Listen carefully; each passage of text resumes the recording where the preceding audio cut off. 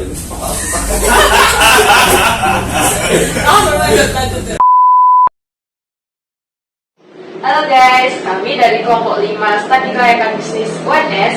Kami akan melakukan podcasting kepada pemilik Siliwangi Bolu Kukus Ipalur. Sebelumnya kami akan memperkenalkan diri dulu. Halo teman-teman, aku Zahra.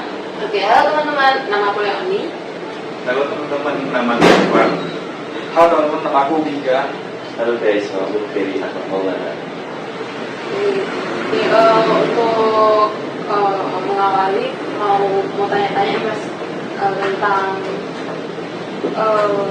bisnisnya ini seperti apa gitu, untuk atau enggak perkenalan diri dulu deh pertama. Iya, perkenalan dari saya. Ini Irfan Mustafa, umur saya sekitar 22 tahun.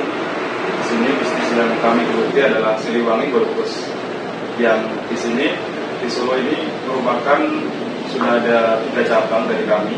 Yang pertama itu yang berdiri di sini di Palur, terus yang kedua itu di Slamet Riyadi di depan McDonald, terus yang ketiga itu baru-baru ini sudah 6 bulan kita dirikan di Mojosongo. Nah, kenapa kok kita mendirikan Siliwangi Bolu Kukus Palur ini? Karena awalnya itu kita pas main ke Bandung, kita nggak sengaja emang beli Siliwangi, terus ternyata kita nyobain tuh rasa Siliwangi Bolu Kukus, ternyata enak, berbeda dengan bolu-bolu yang pernah saya rasakan. Nah, dengan rasa ketertarikan itu memunculkan suatu niat untuk bagaimana caranya membawa Siliwangi ini ke Solo. Ternyata kita bisa menghubungi dari pusat, lewat pusat kita menghubungi untuk membuka di Solo. Nah, kebetulan Siliwangi ini merupakan franchise, jadi bisa dibawa keluar Solo, dibawa keluar di Bandung. Nah, kalau teman-teman bisa mengamati di Bandung itu ada bolu pahlawan atau bolu apa ya namanya, saya lupa, bolu Prabu Siliwangi apa gitu. Nah, bedanya kalau yang di Siliwangi ini, yang Siliwangi Bolu Kukus ini, bolu ini bisa dibawa keluar dari daerah Bandung tersebut. Nah, dan kalau bolu-bolu yang khas sana itu, kalau teman-teman mau merasakan atau mendapatkan bolu itu harus ke sana. Jadi bedanya di situ, dan itu merupakan sebuah keuntungan kita membuka usaha di wilayah Solo ini. Tapi sebelumnya jauh dari sisi Mas Ivan sendiri membuka di Solo ini, sebelumnya Mas Ivan pernah buka usaha yang lain sampai pada ide bisnis yang saat ini berputus, atau pernah mengalami kerugian, atau pernah mencoba-coba hal yang mungkin belum beruntung sampai pada akhirnya ide bisnis Bolu Kukus ini didirikan oleh Mas Ivan. Nah, sebelum itu kita pernah di rumah ya, ini merupakan bisnis rumahan. Kita pernah melakukan suatu apa ya, istilahnya tuh coba-coba, mendirikan donat. Tapi dari produksi kami sendiri. Nah, ya, terus ternyata ya namanya usaha kan ada naik turunnya. Ternyata pas awal kita buka emang berkembang. Terus pas pandemi itu emang bener-bener gak ada orderan, jadi kita langsung sedikit yang orderan masuk, terus kita lakukan maintenance. Itu di situ mengalami kerugian atau? Kalau mengalami kerugian, dipikir-pikir enggak, soalnya kita sudah balik modal, jadi kita cuma mengalami kendala di waktu pas pandemi itu. Tapi waktu di pandemi itu ada kerugian banyak. Omsetnya menurun. Omsetnya karena pandemi ya. Iya. Karena kan orang takut, oh ini nanti gimana kondisi makannya. Jadi mereka mungkin lebih berhati-hati untuk membeli makanan. Yang selain donat itu mungkin ada distribusi lain, mungkin benda-benda yang tidak ada expired atau jasa mungkin. Kalau benda, kebetulan dari bapak saya itu pengusaha kayu, jadi juga dari dulu emang apa namanya, full, jadi kayak bisa diajarkan ilmu bisnis dari nadinya udah kita coba-coba sebagai anak muda Indonesia harus bisa berdikari. Terus jadi awal mula ide bisnisnya dari mana? Selain dari mungkin di orang tua. Hobi sih. Kita kebetulan kalau kami tuh sukanya kulineran. Jadi kan kulineran gimana, terus suka main, suka traveling juga. Jadi kita mencoba hal baru yang begitu kita coba senang lakukan, dan itu merupakan sebuah habit yang positif dan bisa mendapatkan cuan. Itu bisa bisa menguntungkan diri kita. Terus modal utamanya, modal awalnya sendiri. Modal awal yang pertama itu karena Siliwangi ini adalah franchise, jadi kita harus melakukan MOU sama pusat, dan itu modalnya dari dana keluarga, terus ada beberapa bantuan dari kakak-kakak juga, dari saudara juga, dan alhamdulillah sampai sekarang bisa kembang menjadi 3 cabang. Mas, ini kan bukanya kayak tahun 2021 ya, itu kan di masa-masa pandemi. Nah, tantangannya apa sih waktu pertama kali mendirikan usaha ini? Kalau tantangannya pas waktu pandemi itu, karena waktu awal-awal pandemi itu ya para pelanggan itu kan lebih hati-hati untuk membeli sebuah produk. Nah itu tentunya Siliwangi ini menghadirkan sebuah kemasan yang sudah terjamin mungkin dari proses produksinya, dari kemasannya sudah higienis dan halal juga, sudah MUI. Jadi tinggal kita mengembangkan Siliwangi ini di Solo dan mengenalkan kepada masyarakat. Nah, lewat kepercayaan itu, lewat trust itu bisa menimbulkan pembeli untuk secara tidak langsung tuh merekomendasikan Siliwangi untuk dibeli kepada mungkin teman-temannya, saudara-saudaranya gitu.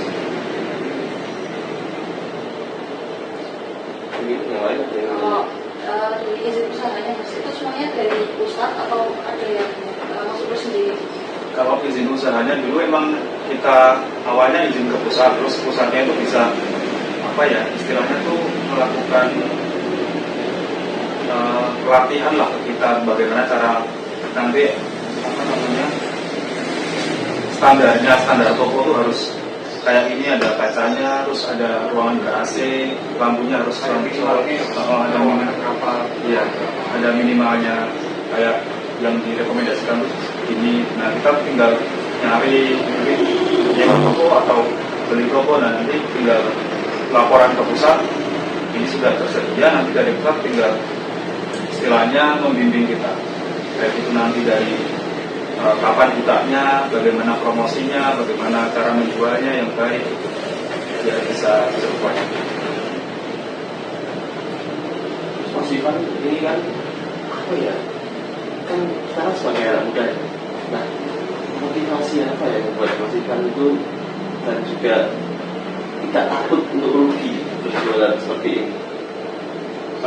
Untuk motivasinya karena yang pertama tadi karena emang kita hobi ya. Kalau sesuatu dilakukan dengan hobi itu mesti menjalaninya ya senang-senang aja, nggak takut beban atau nggak jadi beban, nggak takut gimana. Terus yang kedua emang karena saya itu tipe orang kan saya pernah istilahnya patah hati lah, anak muda pernah patah hati. Nah pernah patah hati pasti patah hati ya. Situ karena patah hati itu membuat saya bukan down tapi malah ingin membuktikan. Iya, kita harus bisa istilahnya itu bertahan, dan kita harus berjuang biar enggak terdistraksi sama rasa sakit itu, biar nanti yang istilahnya itu yang menyanyikan kita itu bisa nyesal dikit lah, iya banyak lah itu Mas. Terus kenapa nggak foto? Kalau mindset pengusaha tuh yang pertama jangan pernah takut rugi, karena kalau kita takut rugi itu mesti nggak bakal berjalan. Istilahnya kalau kita mau membuka sesuatu mesti kalau kita mau membuka kan harus nanti gini, nah itu malah nggak jalan. Yang penting itu nanti ya aja yang berani-berani kita jalanin, nanti ya insya Allah bisa survive sama keadaan. Terus apa ya Mas? Kan di Solo ini ada 3 cabang. Nah, gimana sih proses bisnisnya sampai bisa jadi 3 cabang? Terus apa ya? Ada masalah apa aja yang dihadapi ketika awal mungkin membuka bisnis ini? Pasti kan ada rugi, ada untung juga. Nah, untuk pada awal mulanya karena bisa menjadi 3 cabang karena itu tadi kita dibimbing oleh pusat, jadi nanti bagaimana cara promosinya, bagaimana cara mengembangkannya. Nah, ternyata setelah kita lihat prospeknya 1 tahun itu alhamdulillah ya lumayan dan bisa untuk kita atur biar membuka cabang yang baru, biar nanti yang soalnya banyak permintaan dari pelanggan yang jauh, misal katakanlah di Palur, tapi yang pelanggan jauh dari katakanlah Sukoharjo, Surakarta, Selamat Riyadi itu pada kesini kan, terus Mas kok buka cabang di sana, buka di sini lah. Atas rekomendasi para pelanggan itu kita memutuskan untuk buka di sana. Nah, untuk poin yang kedua tadi yang Mas Kiai tanyakan terkait permasalahan yang pernah kita hadapi selama kita buka di Siliwangi ini, yang awal mula kita pernah terjadi masalah itu pas kita awal buka di Palur ini. Nah, jadi kejadiannya itu pas kita ditipu oleh salah satu oknum dari pihak GrabFood.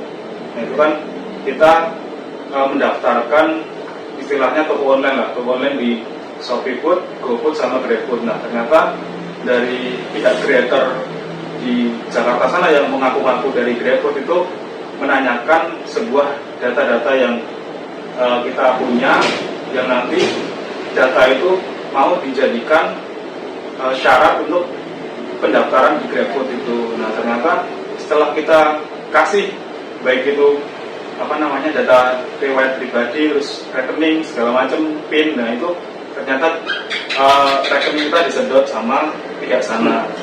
Ya udah kita relakan. Waktu itu kalau nggak salah 14 jutaan yang ke untungnya yang di rekening itu cuma segitu. Coba kalau 200 atau 300 kan udah sedot semua itu. Terus yang permasalahan kedua itu tentang kompetitor. Nah, kompetitor itu karena kadang tuh kompetitor gini, misal kita udah buka di Palur, nah para pesaing yang mereka juga buka Siliwangi itu, kita pas buka di daerahnya dekat dia itu, mereka komplain ke pusat. Jadi Siliwangi itu regulasinya kalau mau membuka itu harus minimal jaraknya itu 3 kilo dari satu toko ke toko lainnya. Nah, setelah kita buka di salah satu tempat yang dekat mereka, itu ternyata mereka merasa pelanggannya itu kok lari ke toko kita. Nah, jadi mereka melaporkan kita ke pusat, dan ternyata kita juga mendapatkan teguran dari pusat, dan ya kita terima, dan kita istilahnya biar 50-50 lah, namanya juga mencari rezeki kan, nggak harus gimana kan Mas. Terus ada juga problem yang nomor 3, yaitu kita pernah ditipu salah satu oknum karyawan. Jadi kejadiannya baru-baru kemarin Mas. Jadi di toko Mojosongo. Yeah. Nah, itu kan kami merekrut beberapa karyawan. Setelah kita seleksi, kita dapat 2 orang calon kandidat yang kita rasa mampu nih buat nge-handle toko yang buat ngejaga toko Mojosongo yang baru kita buka. Nah, ternyata kita setelah kita training, setelah kita adakan kita terima kerja, awalnya sih nggak kelihatan Mas, nggak kelihatan. Jadi ya normal-normal aja. Saya cek keuangannya, saya cek pas ke toko store tunainya itu aman-aman aja. Ternyata pas waktu kejadian itu saya dilaporin salah satu yang teman yang jaga di sana. Awal mulanya ke deteksi itu pas salah satu karyawannya itu merasa yang store tunai kok nggak sesuai sama penjualannya. Jadi misal katakanlah satu hari itu 2 juta penjualannya. Nah, yang harus di store ke saya itu 2 juta kan. Nah, ternyata pas masnya itu yang bukan tersangka tapi masnya yang monangi apa ya? Yang tahu ya, mergokin mbaknya yang melakukan suatu tindak pidana itu bilang ke saya, Mas ini store tunainya kok nggak sesuai, seharusnya ada 2 juta yang dikasih ke Mas berapa gitu kan, Masnya yang bilang ini. Nah itu saya bilang yang dikasih ke saya cuma 1,6 Mas. Loh seharusnya tuh ada 2 juta Mas. Nah yang 400 itu kemana, saya tanya gitu. Nah terus saya cek ke toko, saya cek juga CCTV-nya emang bener salah satu oknum karyawan kami yang baru kita terima kerja merupakan telah melakukan tindak pidana. Nah otomatis kita langsung proses hukum itu. Ini baru diproses ke kuasa hukum, baru mau dinaikkan. Nah setelah kita hitung itu selama dia kerja 3 bulan itu sudah 68, uang toko 18 juta.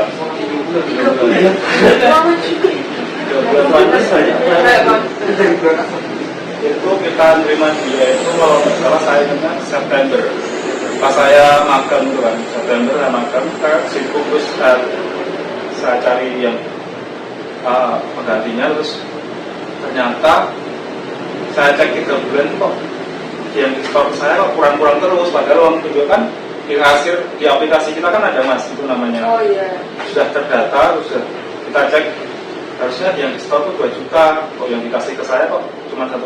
Terus saya konfirmasi ke salah satu karyawannya, ternyata itu tulisannya bukan tulisan dia. Jadi misal Masnya ini jaga malam, yang ada hari itu uangnya 2 juta, terus paginya akan saya ke toko kalau saya longgar ke toko buat ambil uang store tunai itu. Nah ternyata kok pas saya ambil kok cuma 1,6 dan tulisannya itu dirubah sama mbaknya itu, dirubah sendiri sama pelakunya. Nah terus kita proses hukum.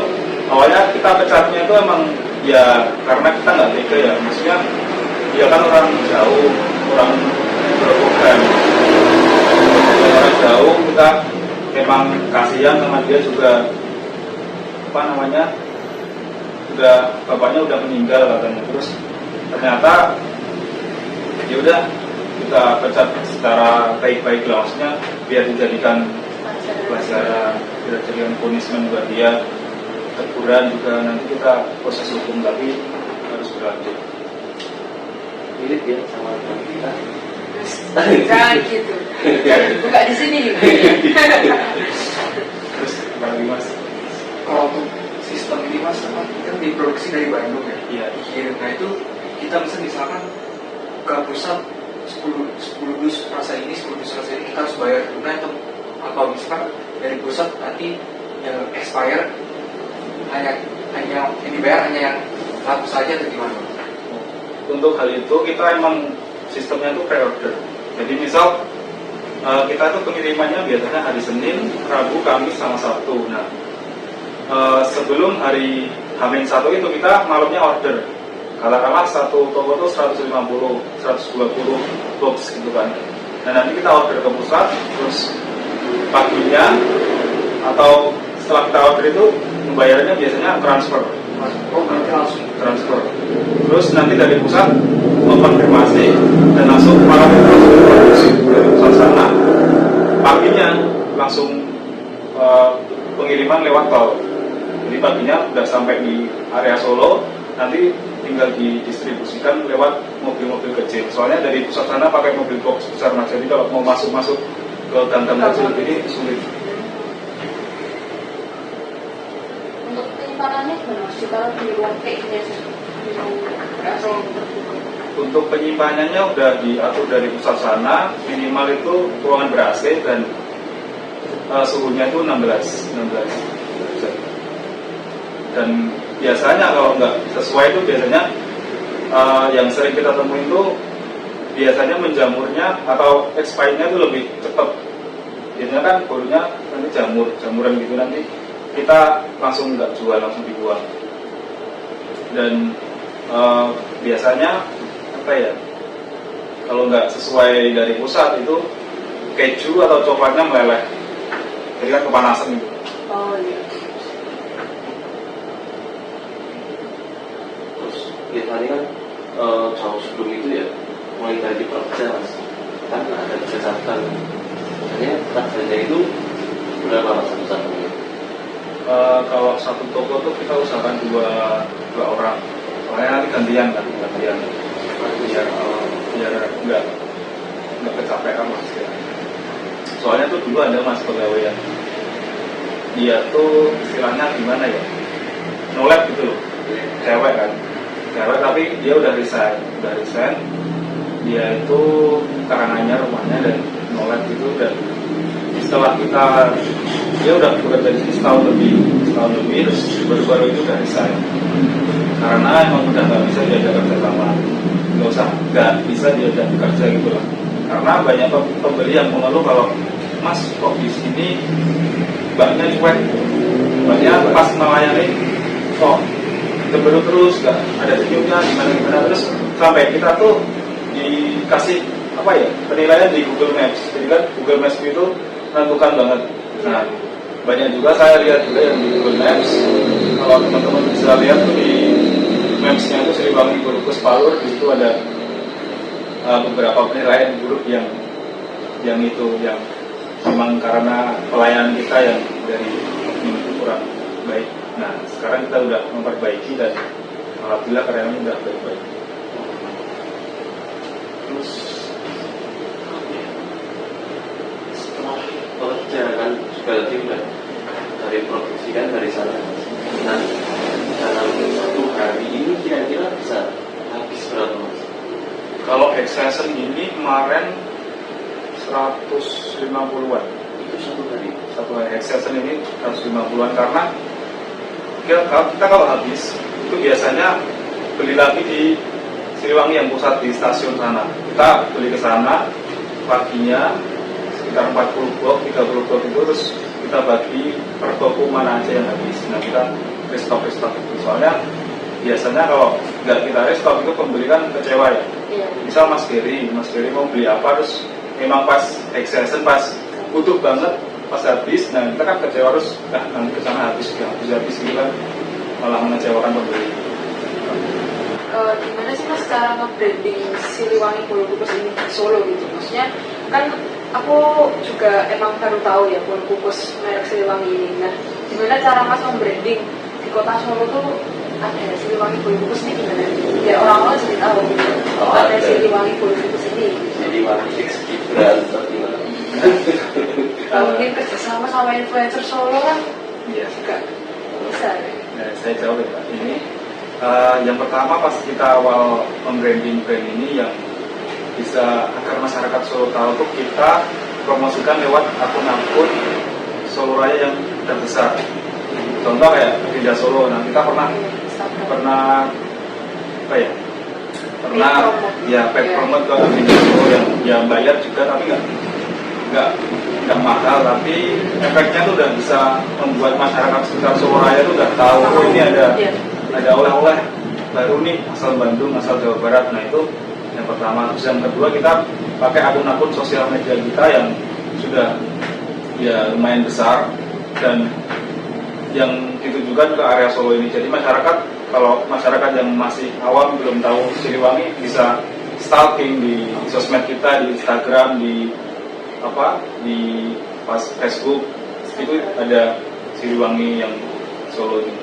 Jadi secara nggak langsung kan mereka bisa tahu. Kalau yang buruk itu saya kita sini.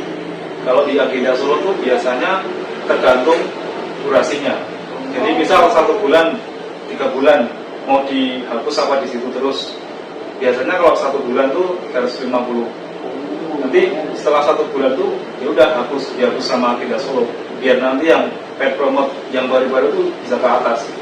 Jadi kalau Mas Geri misal paid promonya durasinya 3 bulan, ya udah nanti kontrak paid promonya 3 bulan. Setelah itu udah hapus. Oh ini mas, ini kan tadi kan terkait PPW-nya kan masa tersebut dari pusat. itu ada cerita nggak sih mas? Misalkan mas mentok berapa ternyata sisa berapa yang expired gitu. Berarti kan mas harus menanggung kerugian ini. Pernah ada cerita nggak mas? Pernah, itu pas awal-awal Ramadan, bulan Ramadan itu kan kita emang expect-nya udah besar ya, kita ini laku, kita ordernya awal-awal dulu 300 box satu hari, 250 box. Nah ternyata setelah kita penjualan sehari terus kok masih sisa 30, 20, itu biasanya pas bulan Ramadan kita sodakokan ke kayak, ya maaf ya, kayak gelandang-gelandangan jalanan, terus kayak pengamen gitu, pas kita di jalanan gitu, Kasih rezeki. ya amal ibadah pahala.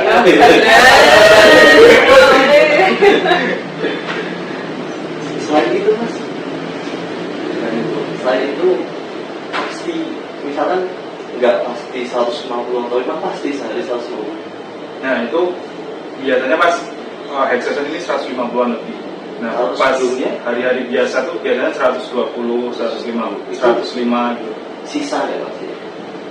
Alhamdulillah habis, tapi kalau kita sisa tuh biasanya strategi kita itu dipromosikan mas. Yang pertama lewat sosmed kita yang WhatsApp, itu udah hampir ratusan kontak yang kita simpan. Jadi kan kita tinggal bikin status, bikin kayak promo di chat-chat pribadi mereka, terus bikin di snapgram, itu kan mereka bisa tahu. Itu dikasih harga diskon nggak mas? Bisa. Oh, Tapi Pernah. diskon maksudnya 50 terus apa? Biasanya berapa? Kalau biasanya kita tuh agar cepat terjual ya, misal Iya. bolunya itu katakanlah sudah mendekati expired dan itu sisa katakanlah 30 box. Nah untuk menarik pembeli agar beli banyak itu kita memberlakukan diskon yang dengan regulasi kayak beli 3 nanti baru dapat diskon 10.000, beli 5 nanti diskonnya 15.000. Nah gitu kan secara tidak langsung pembeli lah, oh aku mau dapat diskon nih, nah otomatis saya harus beli dengan sesuai kuantiti yang ditentukan. terus strategi ya mas, atau mungkin target pasarnya itu siapa mas? Kok bisa sampai 150 itu setiap hari? Kalau target pasarnya itu yang pertama masyarakat. Nah, masyarakat yang notabene emang kalangan menengah ke atas kan, yang sudah tahu, sudah bisa mengimbangi lah harga yang kita tentukan. Strategi apa mas lagi itu selain promosi dan lain-lain? Biasanya kita emang selain promosi kita memperlakukan diskon itu, terus kita apa ya istilahnya tuh,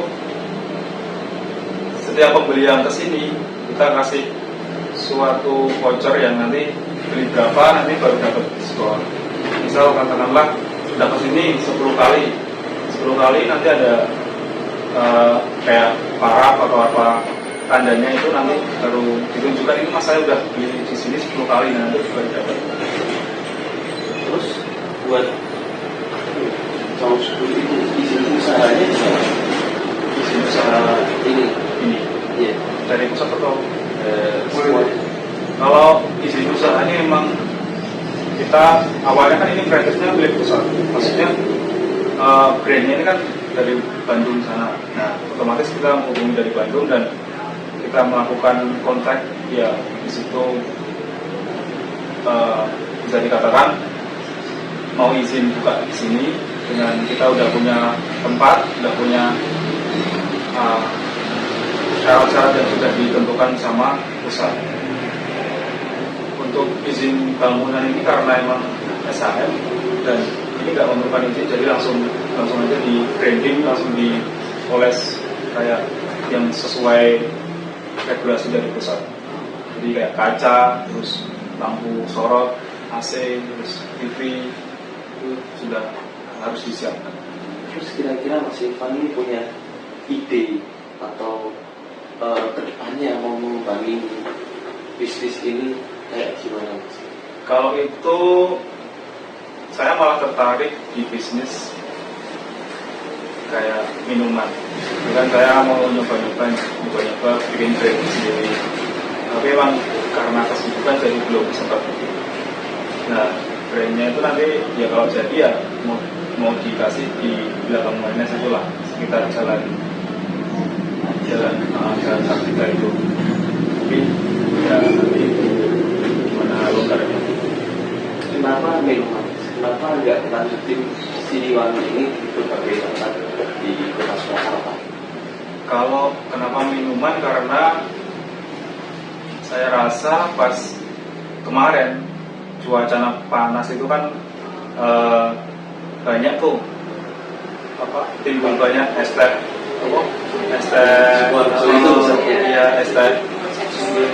Solo dulu kan. Nah itu saya tertarik tuh. Saya pernah nanya di salah satu franchise estet. Inestel, contohnya Inestel, saya pernah nanya, ya omsetnya lumayan. Mereka bisa menjual satu hari itu 250 cup.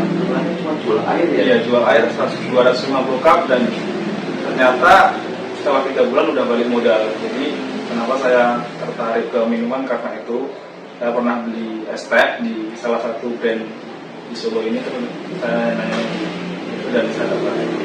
Berarti Mas Ivan ini mau pindah ke jual, bukan pindah sih, lebih tepatnya mau buka cabang di es teh ini karena emang omsetnya lebih gede dari Siliwangi, atau karena Siliwangi ini menurut Mas Ivan bukan jangka yang panjang? Kalau itu karena hobi sih Mas, hobinya saya tuh nggak mau gabut. Iya, Gabut, jadi kan emang Siliwangi kalau labanya dari Siliwangi ke ST malah lebih besar Siliwangi Mas. Siliwanginya lebih besar. Karena apa? ST karena kalau pengusaha itu mindsetnya pengen lah membantu orang-orang yang pengen dapat kerja, yang merupakan susah kan. Zaman sekarang kan banyak yang bilang kalau susah cari kerja. Nah kalau pengusaha itu modelnya pengen bantu orang. Ada pikiran nggak Mas usaha yang lokal di kota Solo, atau Mas Ivan mungkin nanti membuat usaha yang khas dari Solo gitu, makanan Solo, atau misalkan ada Surakarta atau Suman gitu? Kalau itu belum Mas, belum ada pikiran ke situ. Berarti Mas Ivan sendiri kalau bikin usaha ini mau branding tentang namanya atau branding dari Mas Ivan sendiri? Usaha ini atau usaha? Dari Mas Ivannya sendiri. Kalau itu dari saya sendiri, mau bikin branding, coba lah.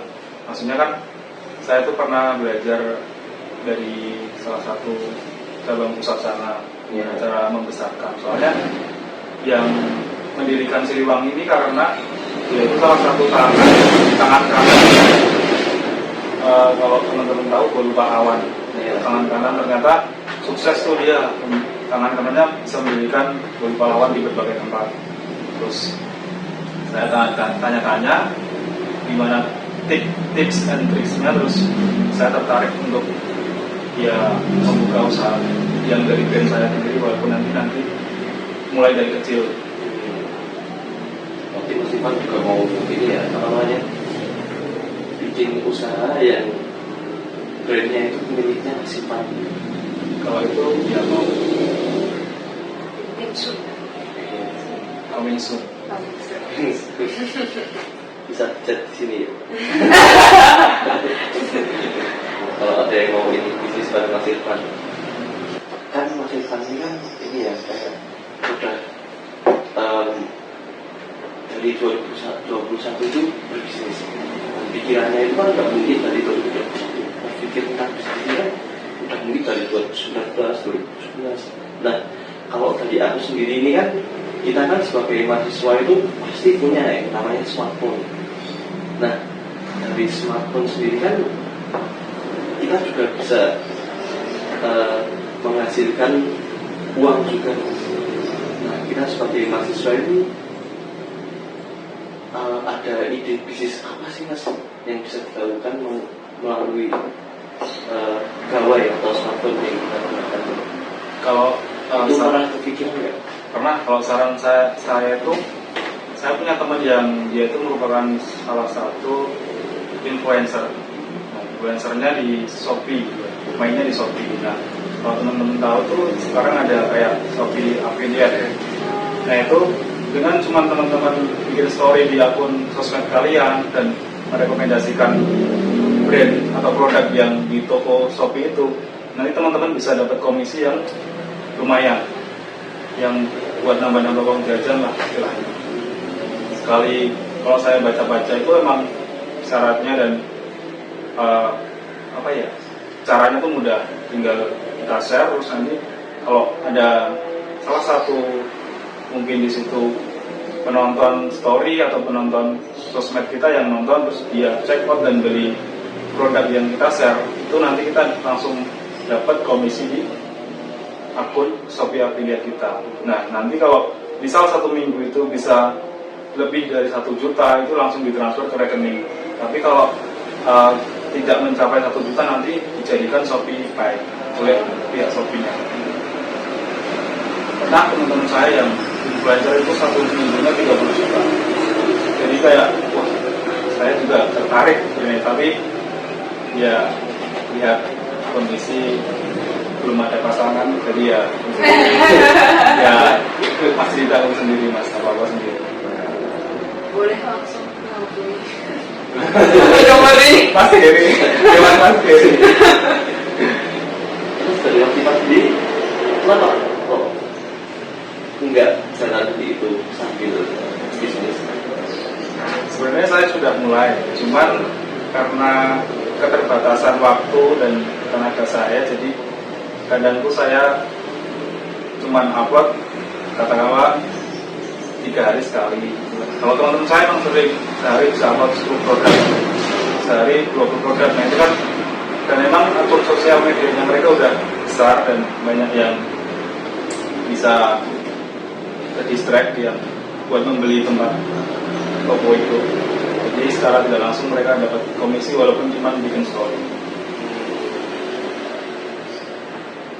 Kalau dari bisnis digital yang lain selain itu apa mas? Kalau ini saya menggeluti ini sih, Google AdSense. Kalau teman-teman tahu kan YouTube, saya bangun YouTube juga. Terus saya punya 2 channel, yang channel YouTube yang satunya udah kena AdSense, Google AdSense, yang satunya masih berjuang. Udah dapat sih.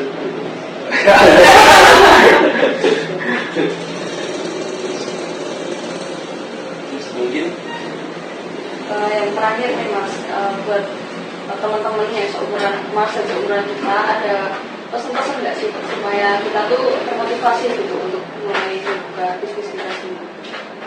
Kalau motivasinya itu apa ya? Saya tuh nggak pandai berkata-kata ya, tapi saya mau memberikan saran ke teman-teman yang mungkin melihat podcast kita. Nah, untuk kita sebagai anak muda kan, kita maunya tuh menjadi anak muda yang bermanfaat, anak muda yang bisa menjadikan apa ya istilahnya bermanfaat untuk keluarga lah, keluarga, orang tua itu kan yang sudah membesarkan kita, yang sudah merawat kita dari kecil. Nah, kita harus bisa mengasih feedback ke mereka, ke beliau-beliau yang sudah berbuat baik pada kita. Nah, salah satunya ya harus berusaha untuk istilahnya berdikari lah, mandiri, terus bisa bertanggung jawab gitu. Nanti secara otomatis, karena di lingkungan pekerjaan tuh nggak cuma lingkup kuliah aja, karena kalau kata Pak Nadim itu kuliah itu kayak di kolam renang, tapi kalau di lingkungan kerja itu kayak di laut. Nah, itu perbedaannya. Nah, dari saran saya, persiapkan diri teman-teman buat bisa berenang di lautan, jangan cuma bisa berenang di kolam renang.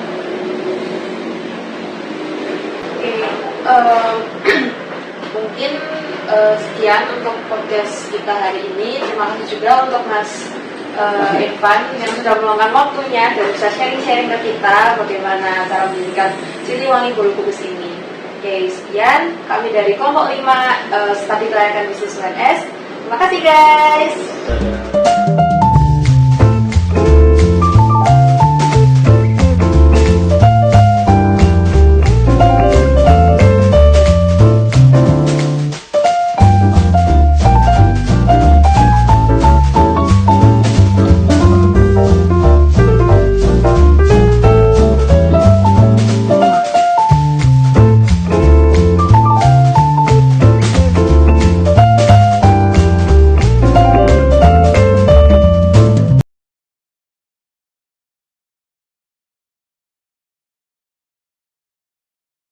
Aku mampir ke Siliwangi Bolu Kukus karena selain dekat dari rumah, tempatnya bersih, nyaman, dan juga banyak pilihan. Siliwangi Bolu Kukus ini ada Mataram Bapia Kukus, rasa istimewa. Untuk Mataram Bapia Kukusnya ini ada 20 varian rasa loh. Satu minuman ini nggak boleh terlewat ya kalau kesini, yaitu Kokoniko. Ini adalah minuman kelapa. Dan di sini juga ada Siliwangi dessert cake-nya ya. Siliwangi Bolu Kukus ini sudah bersertifikat PIRT dan halal ya.